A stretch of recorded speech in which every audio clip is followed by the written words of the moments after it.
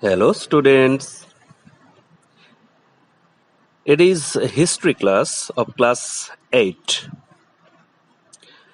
Hope you are enjoying the online teaching learning process. Today, we are going to read the second chapter of history in SST, which is entitled The British from the Traders to Rulers. At first, we will know what is the learning objectives of these chapters. From these chapters, we will read Voyages of Discovery. Number 2, Arrival of European Traders. Number 3, Trade Wars. Number 4, Conquest of Bengal by the East India Company. Number 5, Battles of Plassey and Boxer. Number 6, Dual Government. Number 7, Conquest of Mysore and Marathas. Number 8, Strategies used by the British. So here we see the step-by-step policies of British from traders to rulers. At first, we will have to know why the Europeans came to India. What was their motive behind it? Listen carefully. India had a flourishing trade with Europe both via land and sea route.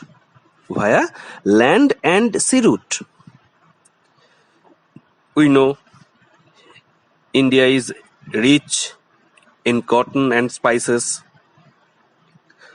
So Indian cotton and spices were very much in demand in Europe. Arab traders carried those goods from India to ports on the Red Sea. Here, it is to be noticed, Red Sea was the only sea route between the east and west. And from these ports, goods were taken to Europe. But in 1453, Turks, which is also called Turkey, took over Constantinople. Constantinople was the capital of Eastern Roman Empire, and Turks blocked the sea route and prevented the Arab traders from carrying goods to Europe via land and sea route. So as the sea route was blocked, so this disrupted traders to trade. In this situation, Europeans had to look for a direct trade route or sea route to the east coast. What will they do else? At that very moment, in 1498, Portuguese adventurer or explorer Vasco da Gama. You are already familiar with the name of Vasco da Gama? Yes. Vasco da Gama discovered a direct sea route to India. In which year? 1498. And this led to prolific trading opportunities for Europeans with India. So after the discovering of sea route by Vasco da Gama in 1498 led a prolific trading opportunities for Europeans with India. Then the discovery of this new sea route led to a rivalry, of course, among the European powers, not only the British, but also the Portugal, Spain, Britain, France, all wanted to establish a trade with the East. They formed trading companies supported by their respective governments. Fierce competition to control trade with India resulted in bloody conflict among European trade companies such as Portuguese, Dutch, British, French. All engaged themselves in a conflict. All wanted to supervise India.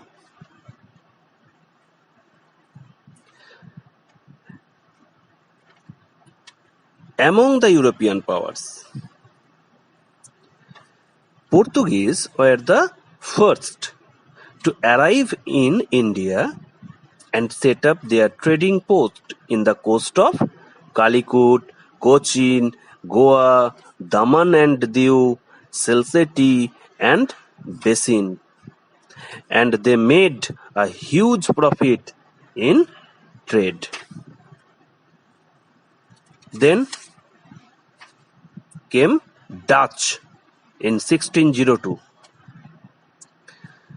The Dutch East India Company came with the purpose of lucrative trade in spices. They established factories in Masulipatam, Surat and Cochin. They also exported indigo, cotton textile, silk, saltpeter and opium from India. So, you see, Portuguese, Dutch and then British. The British East India Company was formed in 1600 and they came to India acquiring a charter. Do you know what is charter? Charter is a written statement. So they came with a charter from Queen Elizabeth, who was the ruler of England at that time. What was there written in the charter? According to the charter, the company got the sole right, the only right. The British East India Company got the only right to trade with India in return for a share of profit. They would have to give a share of their profit to Royal. They also had the right to look for new lands for buying goods at a cheap rate from the India.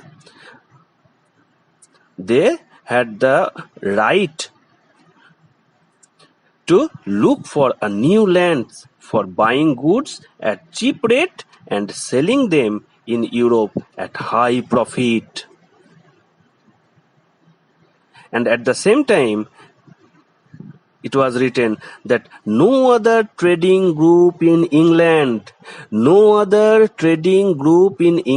was allowed to compete with East India Company. So only from Britain, only British East India Company had the right to trade in India. However, the Royal Charter could not stop other European powers from entering the Indian market. How will they do? How? It was impossible for the British Queen to stop all the European traders. It was impossible for them. But he had the right. No other British company would be able to trade in India. Mercantile trading companies. What is mercantile trading companies? Mercantile trading company was a company that make profit through trade,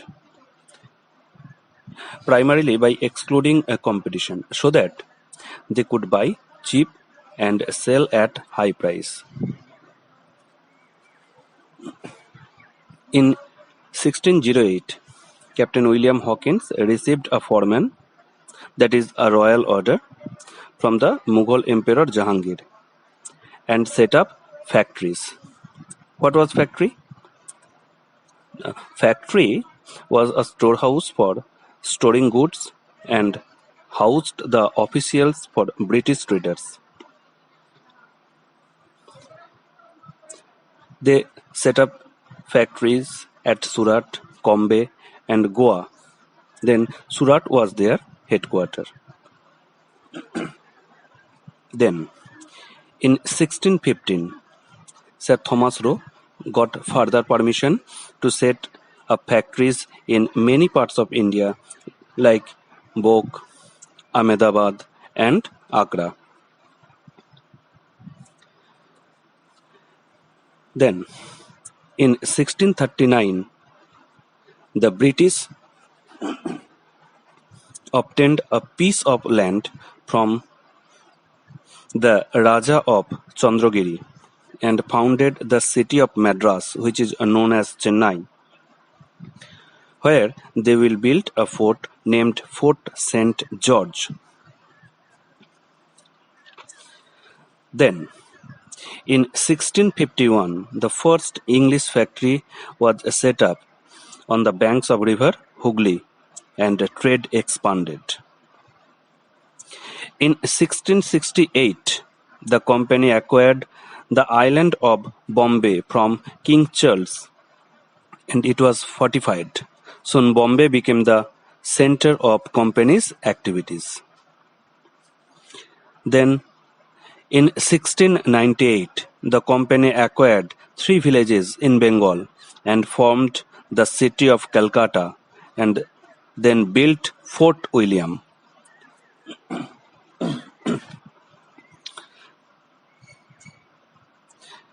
Then came French East India Company, who set up their trading centers at Chandanagar, Surat, Masulipatanam, Mahe, which is in Kerala, in 1664. In 1674, they founded Pondicherry, now Puducherry, as their capital.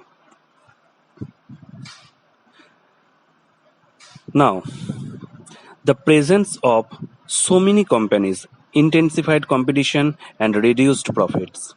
The need to secure markets resulted in aggressive wars between the trading companies. They were trading with arms, and rival countries regularly sank each other's ships, blocked routes, and prevented rival ships from moving with supplies of goods. Thus, in course of time, the Portuguese and Dutch were ousted from India. They left India. The English and the French started dominating the trade in India, and around the middle of the 18th century, English and the French trade interests clashed. That resulted in 3 Anglo-French wars, which are referred to as Carnatic War, from 1744 to 1763. which ended with the defeat of French. Let's come to the conquest of Bengal by the British East India Company. In 1756, when Siraj-ud-Dowla became the Nawab of Bengal, he refused to grant the company concessions and demanded a large tributes for company's right to trade. He claimed that company was depriving the Bengal government of huge amounts of revenue. Robert Clive wanted a puppet ruler who would grant them more privileges. So he tried to help one of Siraj's rivals to become the Nawab. This situation intensified the conflict between the company and the Nawab that led to the famous Battle of Plassey, 1757, and Robert Clive was successful in defeating Siraj-ud-Dowla and putting him to death. Now come to the discussion. Why did Siraj-ud-Dowla lost the Battle of Plassey? One of the main reasons for the defeat of the Nawab was that he was betrayed by the Mir Jafar, the chief commander in Nawab's army, who refused to fight as Clive had promised to make Mir Jafar the next Nawab if he helped them. That's why, taking only 3,000 soldiers, the British force managed to defeat Nawab's army, comprising 30,000 soldiers. After that, Mir Jafar, the new Nawab, became the puppet in the hands of British. Puppet means no power, powerless king, who constantly demanded money and privileges from the Nawab. But when Mir Jafar failed to meet the company's heavy monetary demands, he was deposed. He was deposed from the throne, Bengal throne.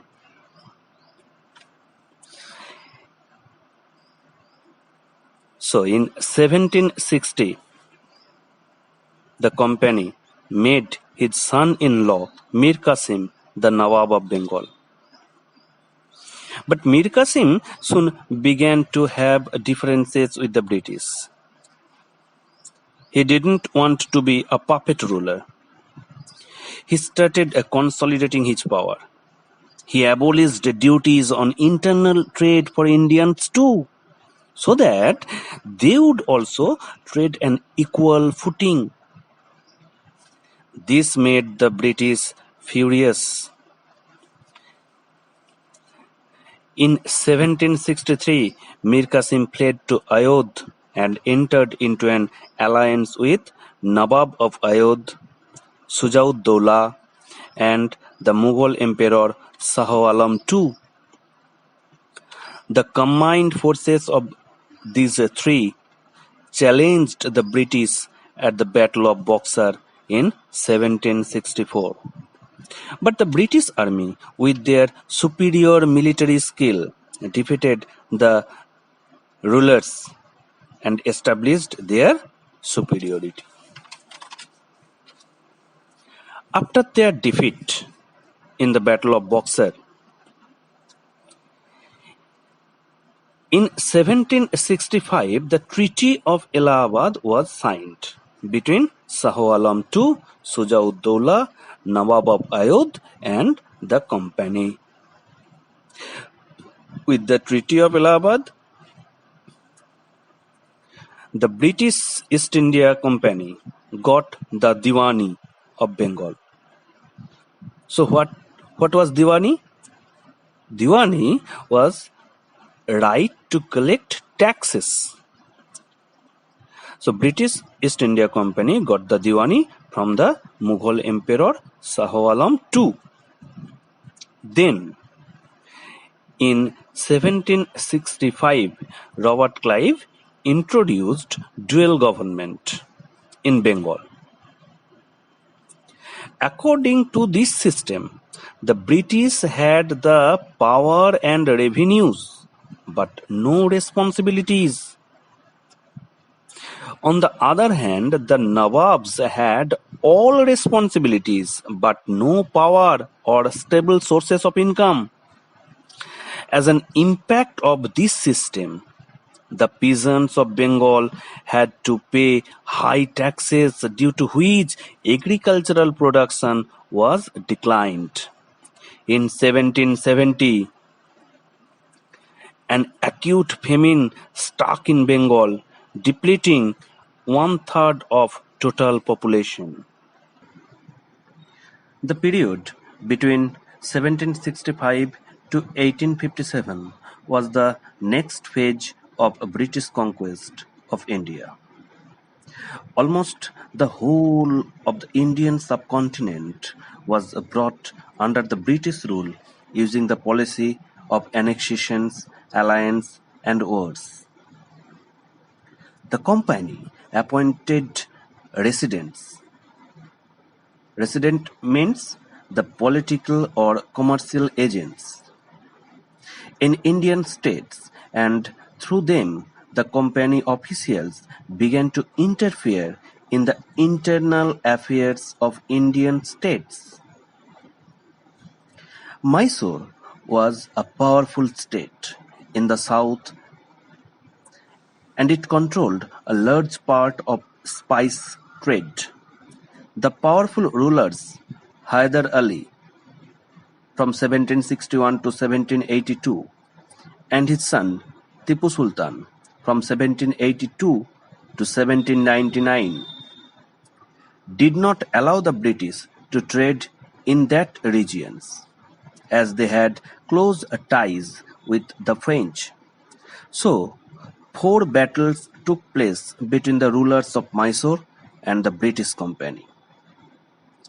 In the First Anglo-Mysore War, fought between 1765 to 1769, Hyder Ali defeated the East India Company, and the British, with the Treaty of Madras in 1769, agreed to help Hyder Ali if any third party attacked Mysore. But in 1771, when Maratha attacked the British Company, they did not help Hyder as promised. Then, in the Second Anglo-Mysore War, Hyder Ali died, and his son Tipu Sultan continued to fight. The war came to an end in 1784 with the Treaty of Bangalore. The Third Anglo-Mysore War was a result of Tipu's attempts to restrict the exports of sandalwood and spices from the ports which were under his control. Lord Cornwallis, with the help of Maratha and the Nizam of Hyderabad, defeated Tipu Sultan, and he was made to give half of his territory under the Treaty of Srirangapattanam. Tipu Sultan died in the Fourth Anglo-Mysore War in 1799, defending his capital, Srirangapattanam. Then, British started to control over Marathas. After their defeat in the Third Battle of Panipat in 1761, the Marathas became weak. They became divided into many states under different chiefs belonging to dynasties such as Sindhia, Holkar, Gaikwad, Bhosles, etc. The British had to fight 3 wars to occupy their territory. In the First Anglo-Maratha War, fought between 1775 to 1782, ended with the Treaty of Salbai. The Second Anglo-Maratha War from 1803 to 1805 resulted in the British gaining of Maratha territory of north of the Yamuna River, including Delhi and Agra. The Third Anglo-Maratha War, fought between 1817 to 1819, finally crushed the Maratha power. Now come to the strategies used by the British. Number 1, Subsidiary Alliance, which was formed by Lord Wellesley for gaining control of more and more Indian territory. This system allowed British to maintain a large army at the expense of local rulers. The local rulers got security but lost their independence. Number 2, Direct Annexation Policy. Direct annexation means using a force to take control of neighboring territory. There are some strategies which are discussed in book in details. Surat, Travancore and Carnatic kingdoms were bought under this policy. Next, the third point, Doctrine of Lapses. Lord Dalhousie devised this policy. Under this policy, if an Indian ruler of a subsidiary state died without a male heir, his kingdom would be automatically passed to company. Kingdom of Satara, Sambalpur, Jhansi, Udaipur were annexed through this policy. Number 4, Policy of Paramountcy. Lord Warren Hastings devised this plan. According to this policy, British was declared as a supreme power to annex any kingdom if they wished. Punjab, Sindh, Afghanistan were annexed through this policy. There also a policy number 5, that is pretext of misrule. They captured the kingdom by saying that the Nawab or the rulers were failure in ruling their kingdom. Then come Anglo-Sikh War. After the death of a powerful independent ruler of Punjab, Maharaja Ranjit Singh, in 1839, two wars were fought with the Sikh rulers, and finally Punjab was annexed by the British in 1849. So what we came to know reading the whole chapter, how the East India Company became the ruler of India from traders. Can you say what were the reasons behind their success? There were at least 4 reasons. Number 1, weakness of the Indian rulers. Number 2, absence of strong control of the central leadership. Number 3, lack of unity in Indian rulers. Number 4, superior army and navy of the British. Here's the end of the discussion of the chapter 2. Thank you. Bye.